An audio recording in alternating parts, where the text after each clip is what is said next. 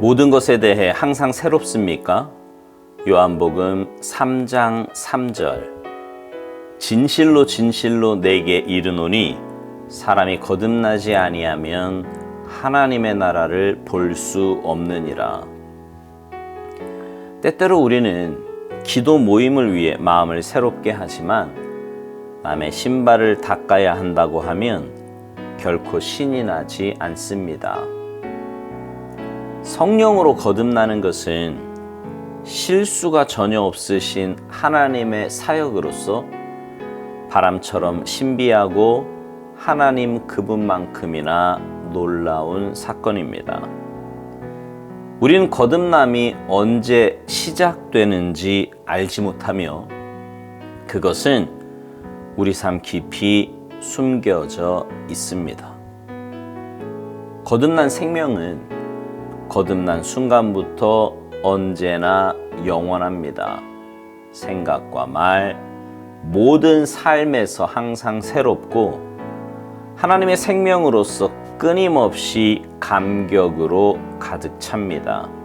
그러므로 우리의 삶에 생기가 사라진 영적 침체는 하나님에게서 멀어져 있음을 알려줍니다. 나는 반드시 이것을 해야만 해. 그렇지 않으면 절대로 이 일을 이룰 수 없어. 이러한 강박관념이 들면 이는 침체의 첫 번째 표시입니다. 지금 이 순간 당신의 영혼은 새롭습니까? 아니면 마음이 나누어진 가운데 뭔가 해야 한다는 부담 때문에 의기소침합니까? 신선함이란 순종에서가 아니라 성령으로부터 옵니다. 한편 순종은 하나님께서 빛 가운데 계심같이 우리도 성령의 빛 가운데 머물게 합니다. 마음을 다해 하나님과의 관계를 잘 지키십시오. 예수님께서는 우리가 하나인 것 같이 저희들도 하나가 되게 하소서라고 기도하셨습니다. 하나가 되기 위해서 그 둘 사이에 아무것도 없어야 합니다. 언제나 예수 그리스도께 모든 삶을 열어 놓으십시오. 주님과 다투지 마십시오. 하나님이 아닌 다른 것으로부터 삶의 생기를 얻으려고 하는 것은 아닙니까? 만일 주님이 아닌 다른 것에 의지하게 될 때 당신은 주께서 떠나시더라도 결코 깨닫지 못할 것입니다. 성령으로 거듭나는 것은 우리가 일반적으로 생각하는 것보다 훨씬 많은 의미가 있습니다. 거듭남은 하나님의 생명으로부터 공급되는 끊임없는 은혜에 의해 우리에게 새로운 비전을 주고 우리로 하여금 언제 어디서나 완벽한 생기를 유지하게 합니다.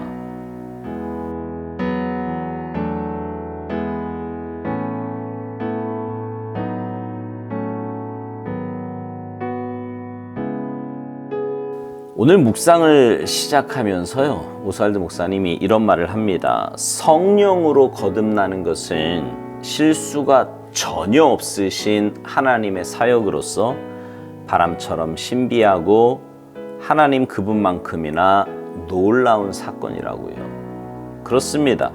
거듭남은 전적인 은혜요, 하나님의 역사입니다. 거듭난 사람에게는 성령님께서 그 마음의 주인으로 임재하세요. 그런데 여러분 한번 생각해 보세요. 이 온 우주를 지으신 창조주 하나님께서 나약하고 미천한 우리 마음에 임하신다는 것이 정말 놀랍고 신비로운 일 아닙니까? 우리의 짧은 이해와 지식으로는 도무지 알 수 없는 놀라운 일입니다. 사실 내가 언제 거듭났는지 정확히 알지는 못해요. 처음 교회 나와 말씀을 듣고 예배를 드릴 때는 그냥 그런가 보다 합니다.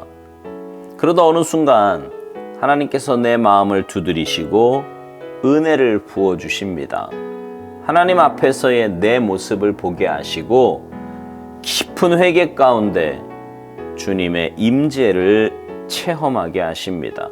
그렇게 주님의 은혜 가운데 거듭남의 체험을 하고 나면 세상이 바뀝니다. 아니, 정확히 말하면 내가 바뀐 건데 세상이 변한 것처럼 느껴져요. 오살드 목사님 표현대로 생각과 말, 모든 삶에서 항상 새롭고 하나님의 생명으로서 끊임없이 감격으로 가득 차게 됩니다. 근데 신기하죠? 이렇게 놀라운 은혜를 받고 그렇게 새로운 세상을 경험했으면서도 영적인 삶이 지속되지 못한다는 거예요. 그리고 그 결과는 영적인 침체입니다. 오스왈드 목사님은 우리 삶의 생기가 사라진 영적 침체는 하나님에게서 멀어져 있음을 알려준다고 말합니다. 하나님에게서 멀어져 있으면 영적 침체가 찾아올 수밖에 없고, 영적 침체가 찾아오면 우리의 삶에는 생기가 없어지고 만다는 말입니다. 그리고 그 영적 침체의 첫 번째 표시로 오살드 목사님은 강박관념을 말합니다. 강박관념. 그러면서 우리에게 물어요. 지금 이 순간 당신의 영혼은 새로운지, 아니면 마음이 나누어진 가운데 뭔가 해야 한다는 부담 때문에 의기소침한지 말입니다. 여러분은 어떠십니까? 날마다 하루를 시작하며 기쁨과 감사 가운데 눈을 뜨십니까? 아니면 하루의 일과를 또 해야 한다는 부담감으로 눈을 뜨십니까?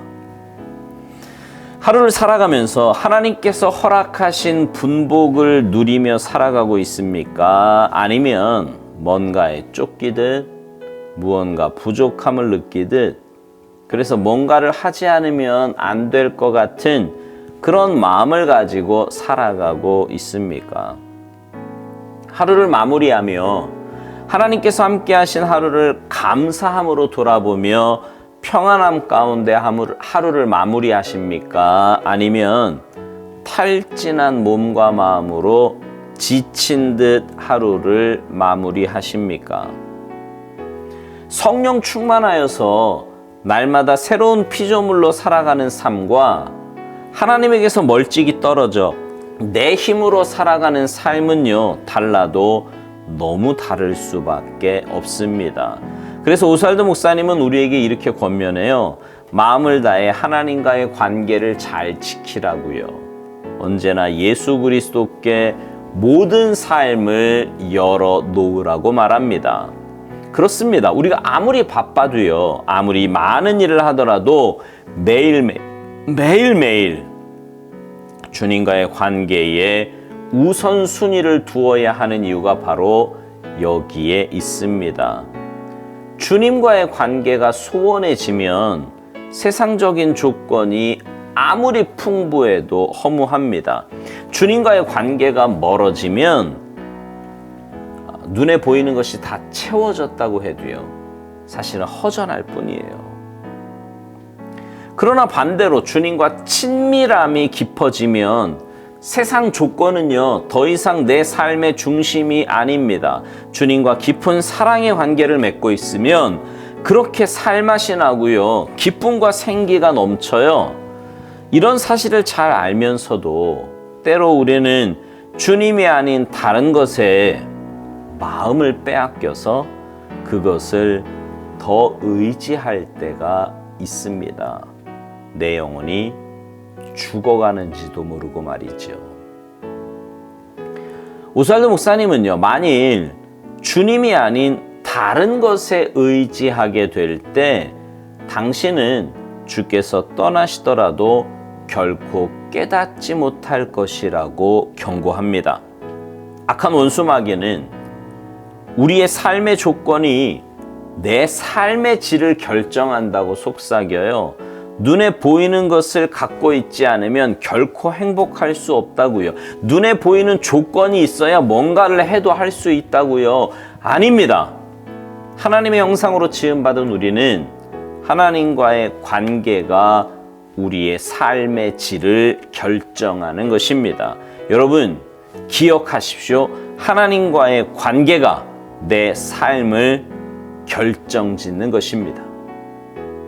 그러니 여러분, 날마다 하나님과 깊은 교제 가운데 친밀함을 더해 가시기 바랍니다. 그래서 매일매일 주님 주신 은혜로 기쁨과 감사 가운데 생기가 더해가는 복된 삶을 사시기를 주님의 이름으로 축복합니다.